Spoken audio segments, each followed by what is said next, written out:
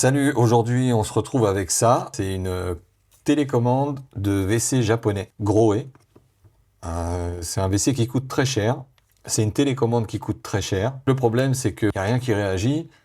L'écran, il affiche le dernier message d'erreur. Vous voyez, il n'est pas alimenté, mais c'est comme les liseuses électroniques. Il faut environ 20 volts pour déplacer les billes d'encre.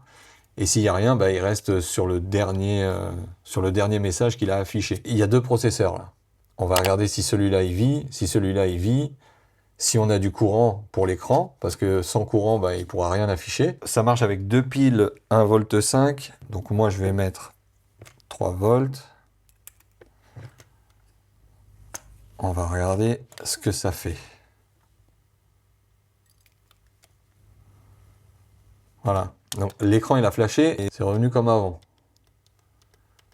Bon, là j'ai quasiment pas de consommation. Si je prends la diode là, à mon avis j'ai rien. Alors que je devrais avoir dans les 20 volts pour que l'écran puisse fonctionner.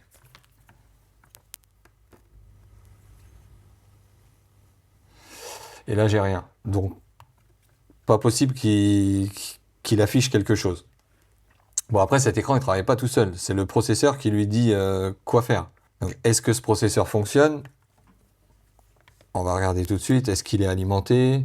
Donc là c'est bon, il est alimenté. On va voir celui-ci. Celui-là aussi. Ce processeur fonctionne puisqu'il envoie un flash.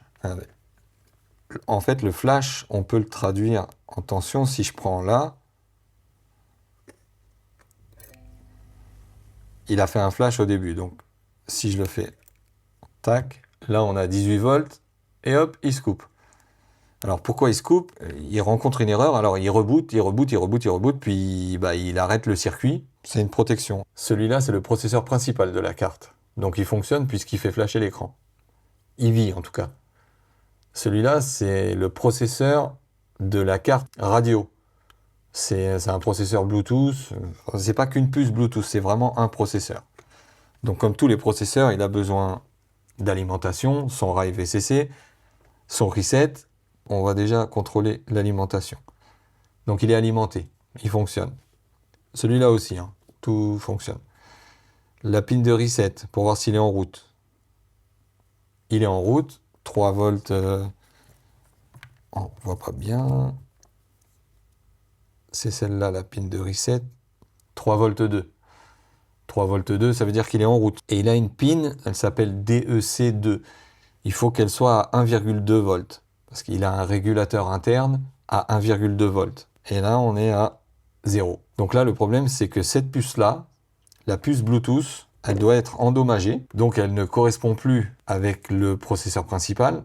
Et le processeur principal comprend qu'il y a un problème, il coupe tout. Donc pas de tension ici pour l'écran. Et voilà. Donc le moyen de vérifier à 100% que cette puce provoque un problème au processeur principal, c'est de la dessouder et de voir si on retrouve des tensions ici pour l'écran. Quand on l'aura enlevé, on va pouvoir se rendre compte si c'est bien lui qui fait que le processeur reboot tout le temps. Parce que si on retrouve notre tension pour l'écran, ça veut dire que c'est lui qui fait le bazar. Ok, ce qu'on veut, c'est retrouver une tension pour l'écran et voir si le processeur peut aller plus loin. On va réalimenter la carte et on va voir ce que ça fait. Est-ce qu'on a récupéré notre tension d'écran? Donc là, on a récupéré la tension d'écran. Le processeur Bluetooth bloquait le processeur principal, mais ça fonctionne pas quand même. Pourquoi ça fonctionne pas? Parce que le processeur là, il n'y est plus. Donc du coup, lui, il interroge celui-là, mais comme il est plus là, il renvoie plus d'informations. Lui, il comprend pas, il recommence. Cercle sans fin. Donc là, on a toujours l'alimentation du processeur Bluetooth. Et là, si on regarde la pin de reset, on passe de 3.2, 2.9, 2.7, 3.2. C'est pas stable parce que le processeur principal interroge le processeur Bluetooth et il n'a pas de réponse. Alors il continue. Et comme il n'a pas de réponse, il est bloqué. Maintenant, on a des lignes, il peut apparaître n'importe quoi. Mais en tout cas, ça ne fonctionnera pas. Malheureusement, ces processeurs-là, c'est pas grand-chose à changer. Je pourrais très bien le changer, sauf que les processeurs Bluetooth, ils sont programmés. Et ce programme, je l'ai pas. Je pourrais pas programmer un nouveau processeur. Donc en fait, je peux pas réparer cette carte. Mais là, c'est foutu. On peut rien faire. Je vous ai tout expliqué. C'était un peu technique aujourd'hui la vidéo. Ben, merci d'avoir regardé et je vous dis à bientôt.